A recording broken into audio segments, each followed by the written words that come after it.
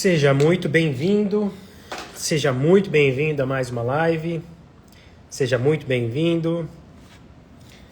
Se você já está entrando, já deixa aquele joinha para ver se você... para ver que você está por aí. Seja muito bem-vindo a mais uma live. Hoje...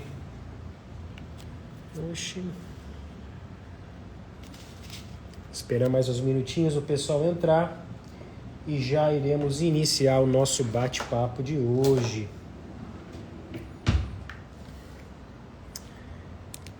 Martorelli, Cláudia, olá, seja bem-vinda.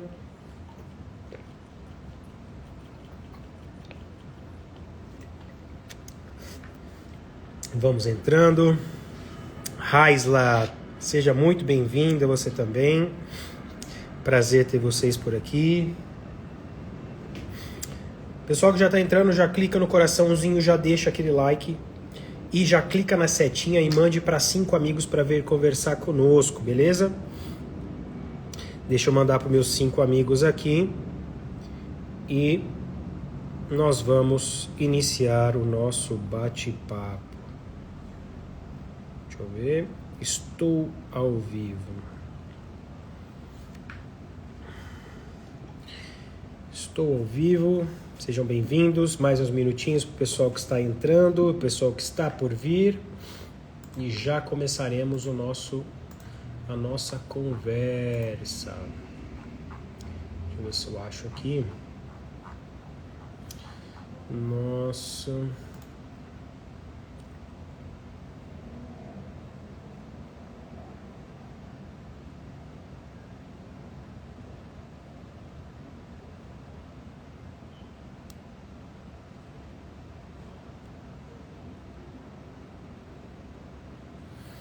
Nosso bate-papo. Bom, se você nunca fez uma live comigo, como que funciona? Aqui é um bate-papo, um jogo de perguntas e respostas. Vocês vão enviando as dúvidas, vão fazendo os comentários e a partir disso eu vou desenvolvendo os assuntos por aqui, ou seja, você que determina o assunto dessa live, dessa conversa. Combinado? Luiz Edu, seja bem-vinda, seja bem-vindo, né? E... óbvio, né? Qualquer ponderação, qualquer questionamento, vocês podem mandar ou nos comentários ou no interrogação que está aqui do lado. É só você clicar e mandar a sua pergunta. No comentário, muitas vezes vai subindo e eu não consigo, como é que fala? Não consigo ver muitas vezes porque vai subir nos comentários, tá? Uma causa que eu quero trazer hoje, um assunto que eu quero trazer hoje, tá? Até vocês pegarem no tranco e mandarem as perguntas, é... uma das queixas que eu mais recebo hoje em consultório, sem dúvidas, inclusive hoje eu estava falando com uma paciente sobre isso, são casos de fadiga e exaustão. E aqui eu quero fazer a primeira pergunta a você. Quem aqui que está na live, quem aqui se sente cansado, fadigado? Fala eu nos comentários, por favor. Quem se sente cansado, fadigado, fala eu, por favor.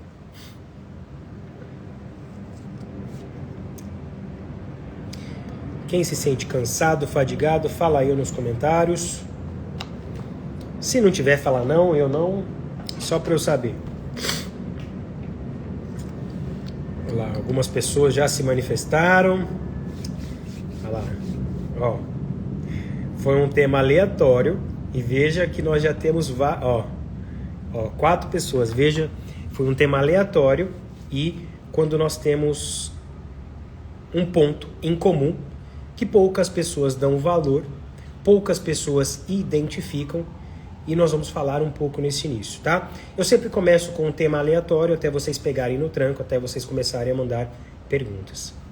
Quando eu recebo um paciente, e não é incomum hoje em dia, muitos deles vêm com a primeira queixa que, eu me sinto fadigado, eu me sinto cansado, eu não tenho mais energia, ou eu fico o dia inteiro com sonolência, não tenho disposição para nada, não tenho mais memória. Creio que muitos de vocês se identifiquem com isso. E a causa maior hoje que eu identifico e que certamente afeta um de vocês aí é o que nós vamos falar aqui hoje. Óbvio, quando nós pensamos em fadiga, em cansaço, eu vou identificar sempre a causa. Não existe uma única causa. Eu vou falar uma das causas aqui nessa live com vocês hoje. mas existem várias. Você pode sentir cansaço e fadiga porque o seu sono é ruim. Ou seja, você não dorme à noite, ou dorme e fica despertando várias vezes. Não tem como, no outro dia, você se sentir disposto ou disposta. Não tem como. É humanamente impossível. Segundo ponto, você pode ter carência. Você pode ter uma carência de ferro. Se você tiver com seu nível de ferritina muito baixa, você vai se sentir cansado e fadigado. Você pode ter uma carência de vitamina B12. Se você tiver uma carência de vitamina B12, você vai se sentir cansado e fadigado. Você pode estar inflamado. Se você estiver inflamado, você vai se sentir cansado, fadigado. Você pode ter resistência à insulina. Se você tiver resistência à insulina, você vai se sentir cansado, fadigado. Agora, a causa mais comum, a causa que eu mais observo hoje, tanto em pessoas que eu atendo, quanto pessoas que eu escuto em conversas paralelas, são decorrentes de uma coisa chamada estresse. E não é o estresse de você brigar, discutir, xingar com seu vizinho. É o estresse da vida moderna. O que é esse estresse da vida moderna? É família, é boleto, é trabalho, é lidar com gente chata, é cuidar da casa, é tarefas que você tem que cumprir, é meta. Ou, se você mora em São Paulo, é trânsito, é violência ou insegurança. Ou seja, todo mundo está submetido a isso hoje. E a grande questão é que o estresse, quando pontual, ou seja, eu estou numa situação estressante e você vai liberar o hormônio, adrenalina, cortisol, luta ou fuga. Pontual, bem-vindo, totalmente benéfico, natural do ser humano. O problema está na cronicidade. E o estresse, entenda que o que eu vou ensinar para você hoje, mesmo vários profissionais não sabem, tá? O estresse, ele é dividido em 4 fases. A primeira fase é essa que eu falei para você. É uma fase onde que você tem a fase de alarme. Essa fase de alarme é como se você estivesse numa situação de estresse, de luta, de fuga, em que você tem que preparar o seu corpo para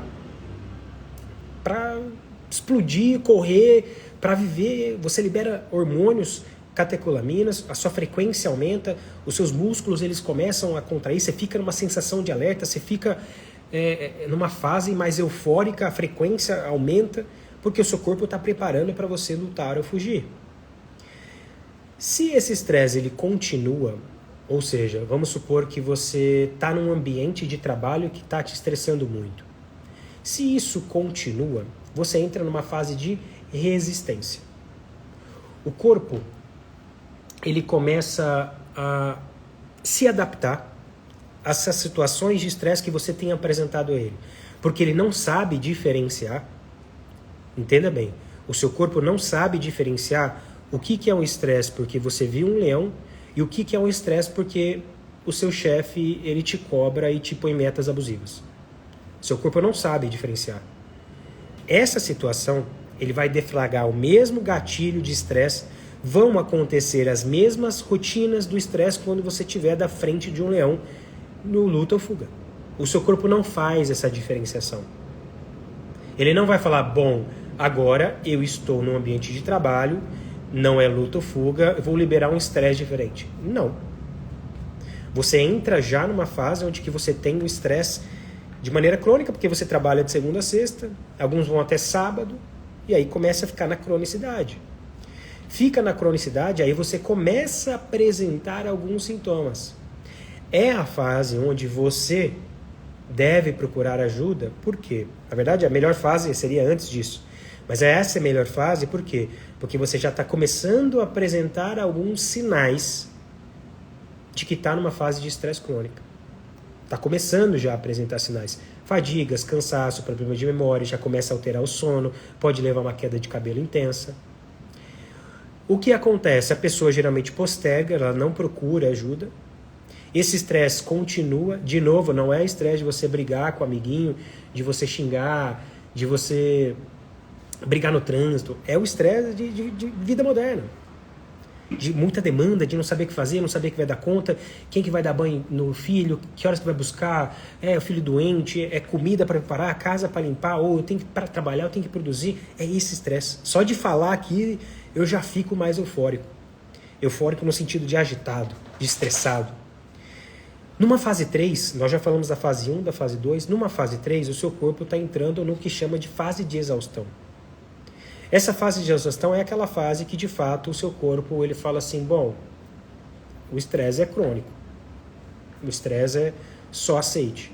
Você começa a ficar com o sistema imunológico ruim, começa a ficar doente com muita frequência, você começa a ter problemas de pressão, você começa a ter problemas de colesterol, você começa a ter problemas graves de memória, você começa a ter uma fadiga extrema, você começa a ficar com humor mais depressivo, você não tem vontade de fazer nada, você começa a procrastinar muitas coisas, você tem vontade de se isolar socialmente, não tem vontade de ver ninguém. Você está numa fase 3 já de estresse crônico. E aí, óbvio, existem pessoas, por mais que você fale assim, olha, nossa, mas quem que vai deixar chegar nisso? Várias pessoas. Várias pessoas não só deixam chegar, como deixam evoluir para uma fase 4, que a gente chama de despersonalização. Que é uma fase onde a pessoa está totalmente estafada. O corpo ele já não responde mais ao estresse, ele se adaptou de tal maneira que agora o indivíduo ele está ou muito choroso, alterações de humor, está desesperançoso, dificuldade de manter relações ou engajar numa atividade, começa, não vê sentido nas coisas, fica desconectado de si mesmo, do trabalho, nada mais consegue animar essa pessoa. Ela não vê mais satisfação em nada, o que ela gostava de fazer agora não faz diferença para ela. Se acontecer, não faz diferença, porque ela está totalmente perdida de si. Mas isso acontece por quê? Porque o estresse, ele conseguiu chegar numa fase terminal, numa fase 4. Isso são as 4 fases do estresse. Eu não sei que fase você está hoje, mas grande parte hoje está. Eu vou falar isso tanto dos pacientes como do que eu escuto em conversas paralelas, o grande fator hoje é esse estresse crônico. E de novo, às vezes pode ser o seu trabalho que está te incomodando, pode ser sua maternidade que está te incomodando, pode ser o seu relacionamento que está te incomodando, pode ser uma crise que está te incomodando, vai gerar fator de estresse. E qual é o outro ponto em relação a isso? Você começa a entrar em círculos viciosos em outras questões.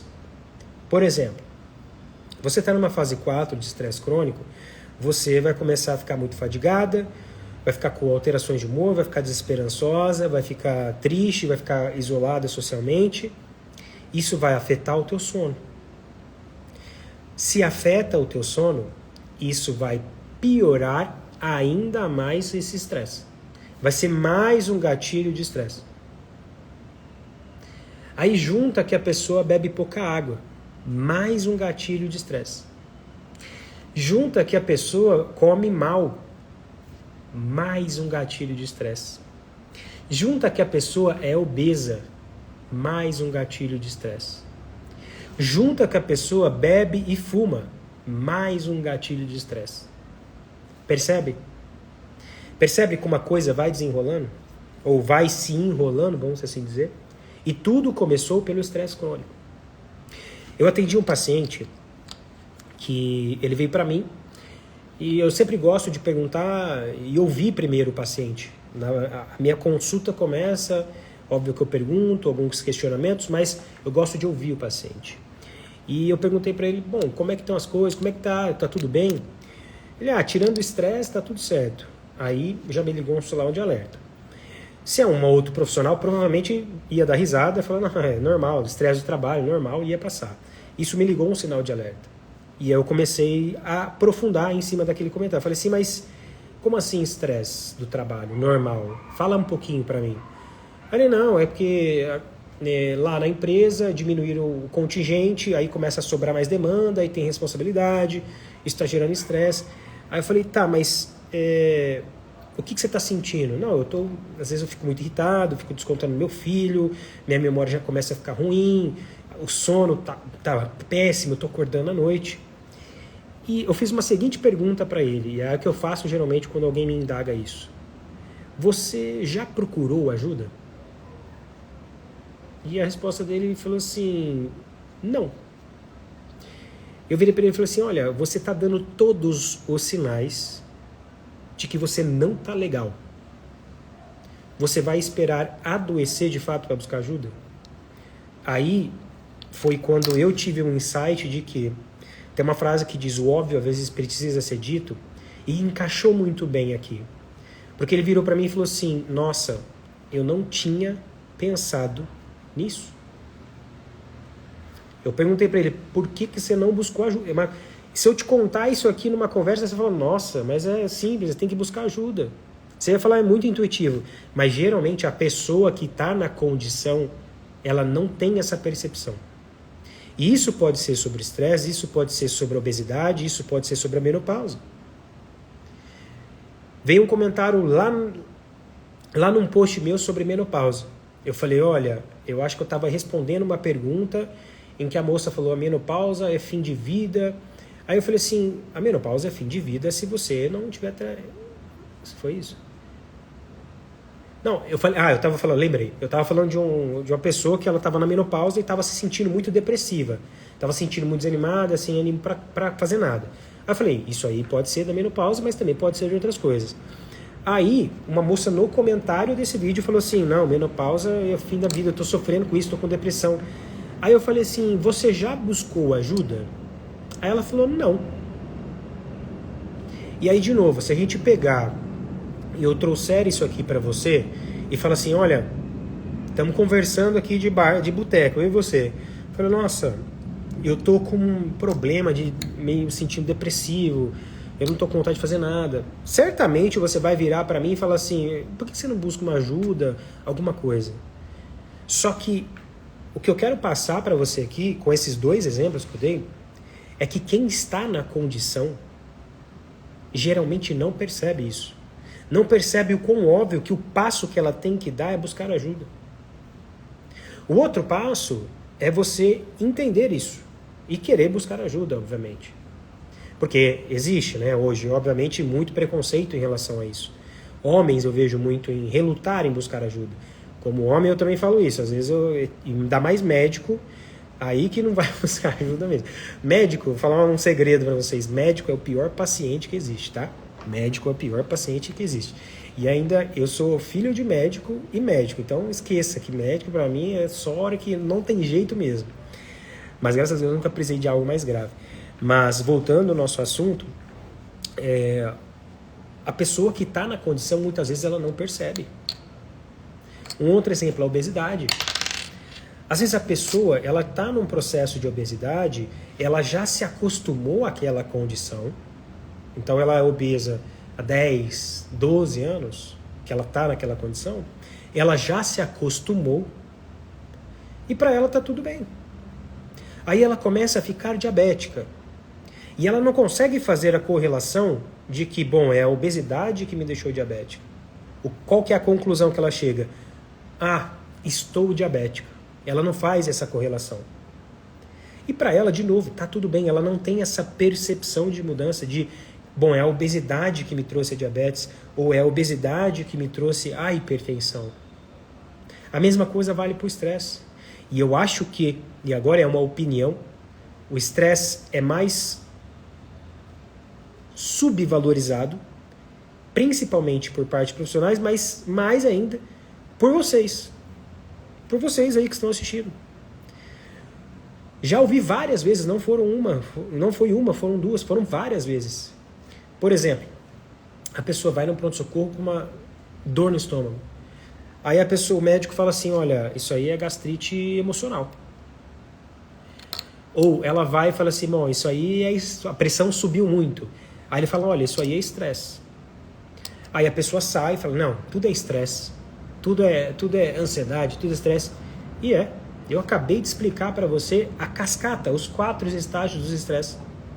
E hoje, se você conversar, você não precisa acreditar em mim, você pode conversar na sua rodinha de amigos, fazer uma pesquisa assim de boca.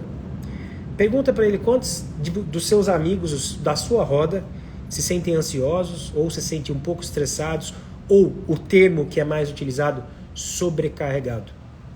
Pergunta quantos têm síndrome do pensamento acelerado. Pensam várias coisas ao mesmo tempo. Pô, tô aqui conversando com você, mas a minha cabeça está pensando, bom, o que eu vou comer, o que eu vou fazer, e eu tô aqui conversando com você. Não é à toa que muitas pessoas relatam problema de memória. Tô conversando, falo meu nome, dá 3 segundos, você já esqueceu. Porque você não está prestando atenção. Síndrome do pensamento acelerado. Isso gera estresse. E vai entrando aquela bola de neve. E, de novo, a maioria das pessoas, elas não percebem que precisam de ajuda. Não percebem. É óbvio nós dois aqui conversando, numa mesa de boteco, eu virar para você e falar, olha, eu estou muito acima do meu peso, eu estou me sentindo fadigado, eu estou com diabetes, eu estou me sentindo com dores. Aí você fala assim, você tem que buscar uma ajuda médica. Só que a pessoa, ela não tem essa percepção, ou a maioria não tem. E eu atendi sábado um paciente, e eu falei isso para ele, tá? Que ele foi o segundo paciente, eu acho, que me procurou porque ele não queria ficar doente. Se você for pensar, tá? O melhor tratamento para a doença é a prevenção. É não ficar doente. É o melhor tratamento. E foi por isso que ele me procurou. E eu falei isso para ele. Eu falei, quisera eu todos os pacientes tivessem essa percepção. Porque o que acontece? A maioria vem até mim quando já tem um problema. Não tem nada contra, é o que eu faço hoje, mas a ideia para você é não deixar ficar doente para buscar ajuda. Depois que está doente, é óbvio que você tem que buscar ajuda. É isso que eu vim falando desde o começo. Mas a ideia é que você não precise buscar ajuda. Como você faz para não precisar de ajuda? É se cuidando. Eu brinco que tenha um médico para não precisar de um médico. Eu falei isso para o meu paciente. Falei, olha, de verdade, você é talvez o segundo paciente que vem até mim, porque ele falou, eu quero envelhecer bem, eu não quero ficar doente. Ele não tinha nada. Não tinha excesso de gordura, nada. Ele falou, eu quero envelhecer bem, eu não quero ficar dependente de ninguém, eu quero ter minha autonomia, eu quero ficar jovem, eu não quero ficar um velho... como é que fala? Um velho... Esqueci a palavra. Um velho... Não é caquético. Não é definhando também, eu vou lembrar. É um velho... Enfim, ele não queria envelhecer mal, ele queria envelhecer bem. E eu falei isso pra ele, cara, você tá de parabéns. Não tô puxando o saco, você tá de parabéns. São poucos que têm essa percepção. E é o ideal. É você fazer a prevenção. Não ser reativo. Ser mais proativo. Não esperar acontecer para depois você buscar ajuda. Tudo bem se acontecer você buscar ajuda. É o caminho. Mas o caminho mais fácil, menos traumático, é você não deixar isso acontecer. Faz sentido o que eu falei, pessoal? Sim ou não?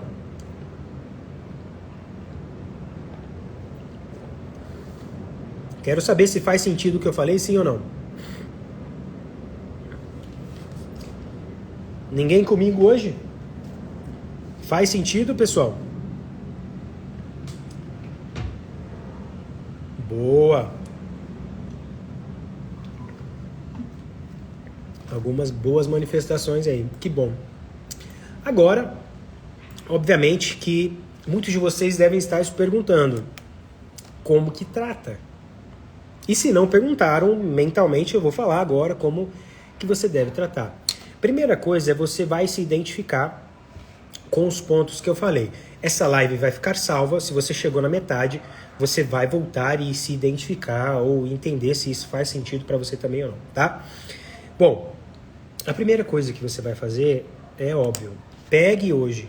Eu vou falar como você vai tratar. É simplesmente fazer o que eu vou te dizer. Pegue hoje toda a sua rotina, tudo que você faz hoje e veja o que não está saudável e modifique. Por exemplo, não é só isso, tá? Isso é o primeiro passo.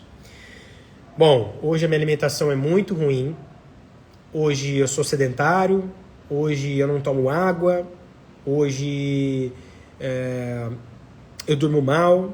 Primeira coisa que você vai fazer é pegar esses pontos e melhorar.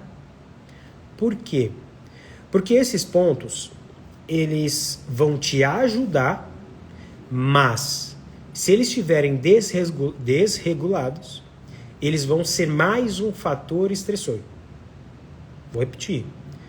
Se você come bem, isso vai te ajudar a modular o teu estresse e vai te prevenir várias doenças decorrentes do estresse.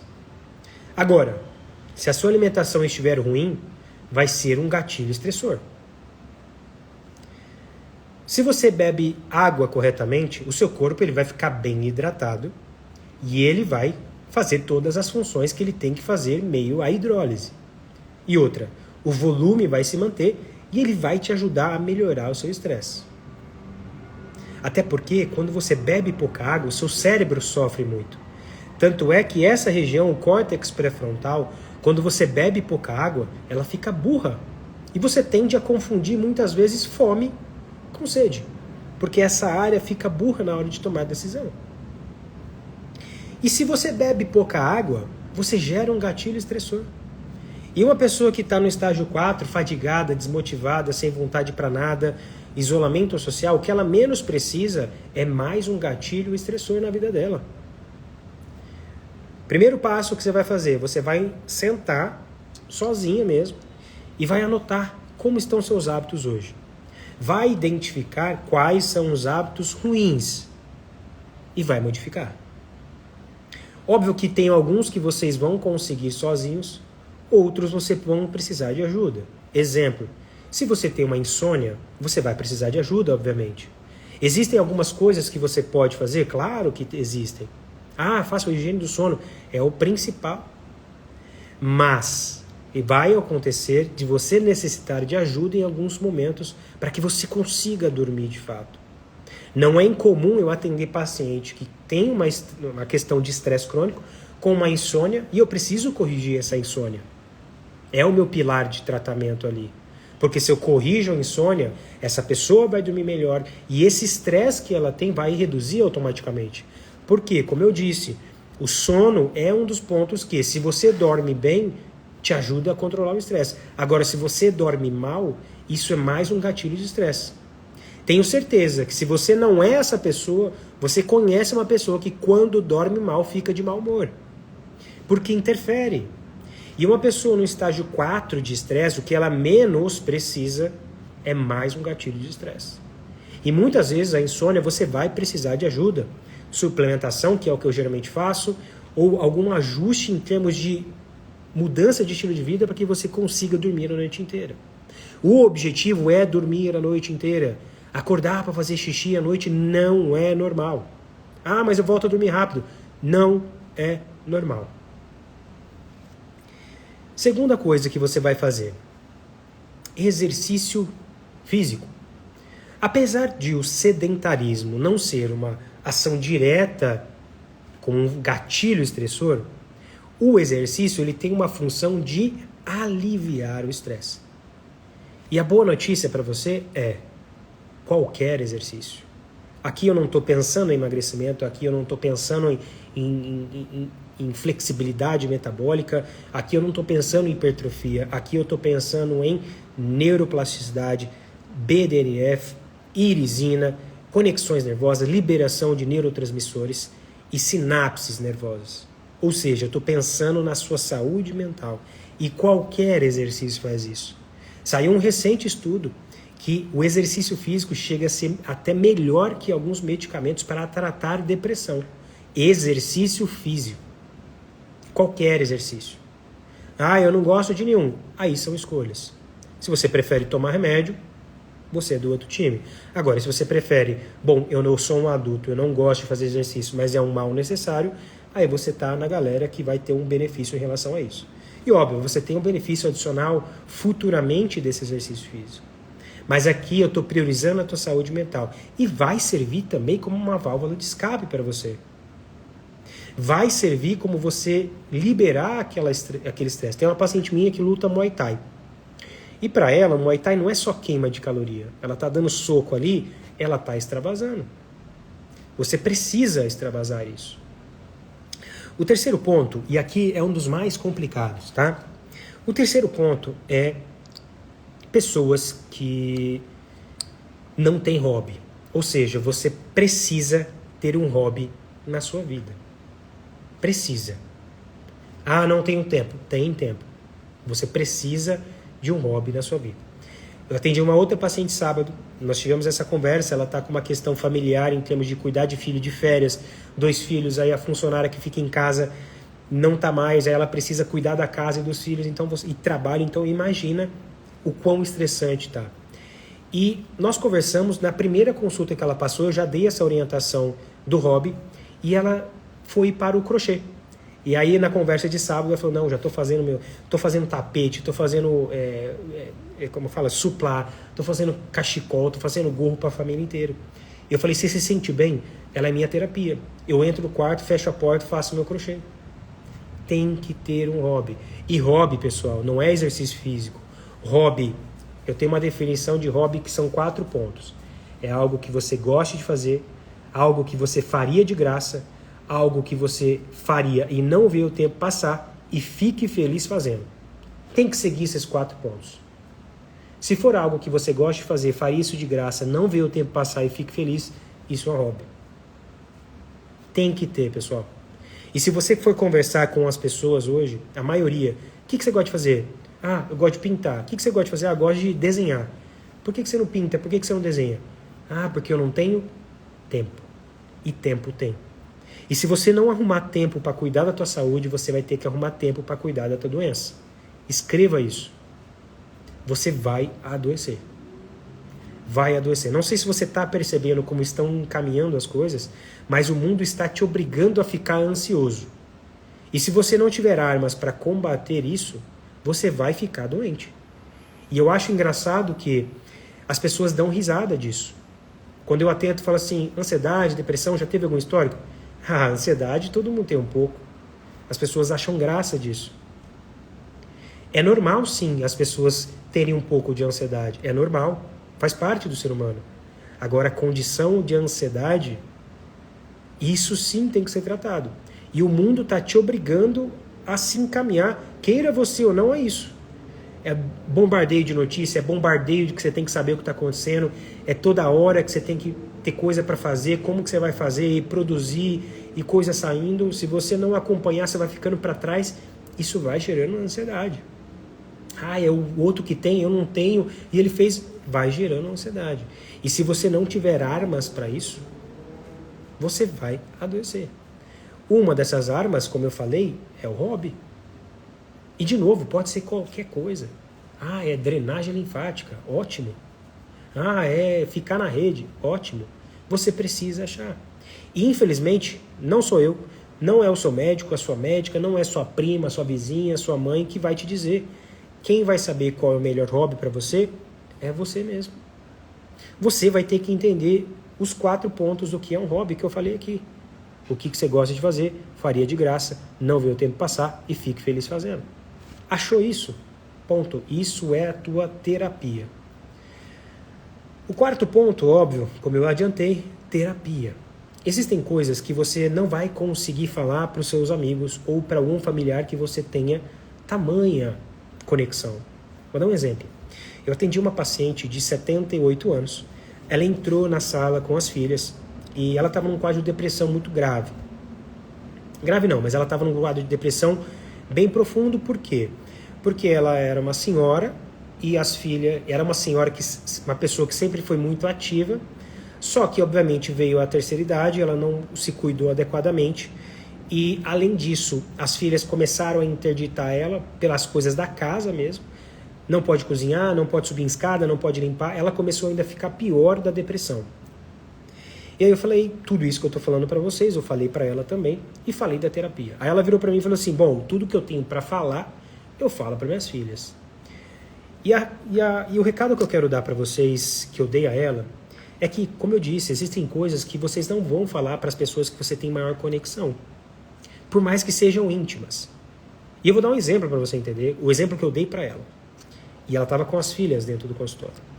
Eu falei, se a senhora acordasse em algum momento com um pensamento ruminativo de que se arrependeu de ser mãe, a senhora contaria para elas? Adivinha a resposta da senhora? Não. Eu falei, então a senhora não tem essa liberdade que a senhora julga que tenha. Existem coisas que você não vai conseguir contar para o seu amigo, por quê? Porque você vai ter medo de julgamento, ou você não vai contar da forma que tem que contar, porque você não quer expor. Existem coisas que você não vai querer compartilhar com o seu cônjuge. E se você tem um profissional para te ouvir, sem te julgar, você consegue, por mais que seja somente para falar sobre aquilo lá. É importante, faz parte do processo. Óbvio que isso eu estou falando no momento que a pessoa já está numa fase 4, numa fase 3, numa fase 2 de estágio de estresse crônico. Por fim, óbvio, eu não poderia deixar de falar a suplementação. E aqui é importante que você entenda que a suplementação ela não vai tratar o problema. Ela é parte de um contexto que eu falei para vocês aqui. E eu vejo muito, né? Hoje eu até respondi uma pergunta, a pessoa perguntou, tomei um suplemento que não funciona. A pessoa me perguntou nos stories, tomei um suplemento, mas ele não funcionou. A resposta que eu dei lá é a mesma que eu vou dar aqui. Existem 5 possibilidades de você usar um suplemento e ele não funcionar. A primeira delas, usar na dosagem errada. Se você usa um suplemento e você não usa na dose certa, porque existe dose correta, o suplemento não vai fazer a ação que você espera. É intuitivo. Se eu te der um antibiótico com a dose menor, você acha que vai funcionar? Intuitivamente você sabe que não. O suplemento é igual. Se você tomar uma dosagem em excesso, vai te fazer mal, mas isso, obviamente, você vai perceber se te fizer mal. Agora, o que eu mais vejo são pessoas utilizando doses erradas. Porque muitas vezes recorrem a Google, no Google pode ser a sua vizinha escrevendo no Google, e aí você olha e fala, bom, é isso aqui e está tomando. A segunda condição, porque um suplemento não funciona para você, você não tem padronização. Quando você compra um suplemento, você precisa ter padronização do suplemento. O suplemento, ao contrário da medicação, ele tem vários compostos lá dentro. E se você não tiver uma padronização da quantidade de compostos fitoativos dentro do suplemento, ele não vai fazer ação. O exemplo que eu gosto de citar é cúrcuma. A cúrcuma, eu sei que quando eu falo cúrcuma, você pensa, olha, uma cúrcuma. Mas existem vários compostos lá dentro. Vários compostos dentro da cúrcuma. Por isso que ela serve para tantas coisas. E se você não comprar a cúrcuma padronizada, por exemplo, a cúrcuma você tem que comprar 95% de curcuminoides. Você não vai ter efeito. Isso eu dei um exemplo. A maioria dos suplementos você precisa comprar padronizado. O terceiro ponto, você toma em horário errado. Existem suplementos que precisam ser tomados no horário correto. Se você tomar no horário errado, você vai prejudicar a absorção. Se prejudicou a absorção, uma grande chance de não funcionar. O quarto ponto, você precisa saber se aquele suplemento é indicado para você. Vou dar um exemplo. Vamos pegar o exemplo que eu comecei a live, fadiga. Eu tô com fadiga, cansaço e eu vi que a menina tomou B12 e melhorou. Só que a causa da sua fadiga é essa que eu expliquei na live. Aí você vai olhar o vídeo, você vai tomar a B12 e você vai falar assim, eu tomei, isso aí não serve para nada. Porque você não tinha indicação.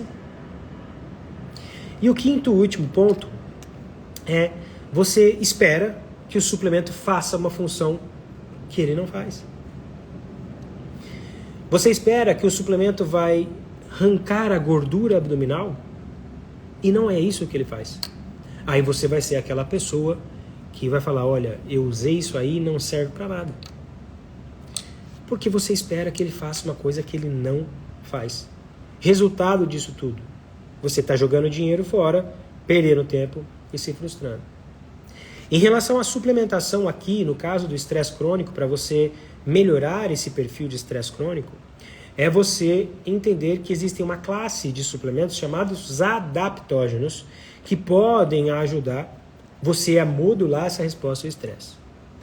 Quais que eu mais gosto? O primeiro, disparado, chama-se ashwagandha. O segundo, disparado também, que eu gosto muito, chama-se relora. Existem outras opções, hoje o que eu estou usando chama-se relissa. Existe o ancilés também, que é uma ótima opção. Você pode apostar na L-teanina, uma combinação com o magnésio. São algumas opções. Rhodiola rosa também é um outro adaptógeno. E como que eu vou saber? Você precisa saber qual você pode tomar, qual você tem indicação e não tem contraindicação. Nenhum dos que eu citei aqui você precisa de exame, mas você precisa saber tudo isso.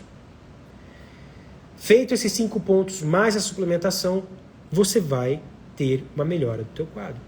E aí não adianta você ir apostar em cafeína se a causa foi a que eu falei aqui. E o tratamento eu acabei de te passar. Mas óbvio, para que a suplementação faça efeito, você tem que se atentar aos 5 pontos. E óbvio, você precisa entender se você tem indicação e também contraindicação e precisa daquele suplemento. Faz sentido sim ou não, pessoal?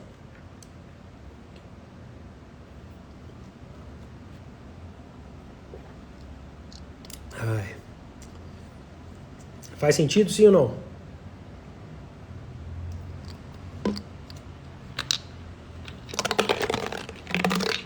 Boa! Hoje o pessoal tá animado, hein? Show de bola! Hoje o pessoal tá animado, tô gostando. Bom, finalizado o meu tempo aqui, pessoal, se você quiser aprender sobre suplementação, essa padronização, as dosagens, as indicações, contraindicações, tem meu guia de suplementação, são 3 volumes, e eu vou te ensinar a utilizar mais de 100 ativos lá dentro. Se você quiser saber mais informações, digita eu quero aqui, eu quero, e aí corre no seu direct, que lá eu vou te passar mais informações, tá bom? Um grande beijo para você. Lembrar que se ficou alguma dúvida também, você pode me mandar no direct, eu abro sempre as caixinhas. Valeu? Mais uma coisa, qualquer informação que vocês desejarem em relação a consultas, em relação aos e-books, aos guias, também tem meu guia no meu perfil, mas se você quiser aprender especificamente sobre os suplementos, os guias, óbvio que depois disso você entra na minha comunidade de alunos e também vai assistir às aulas. Existem umas aulas que estão lá dentro gravadas, vocês vão poder ter acesso a tudo isso. É só digitar eu quero aqui e conferir no seu direct. Valeu? Ótimo dia para todos e nos vemos por aí.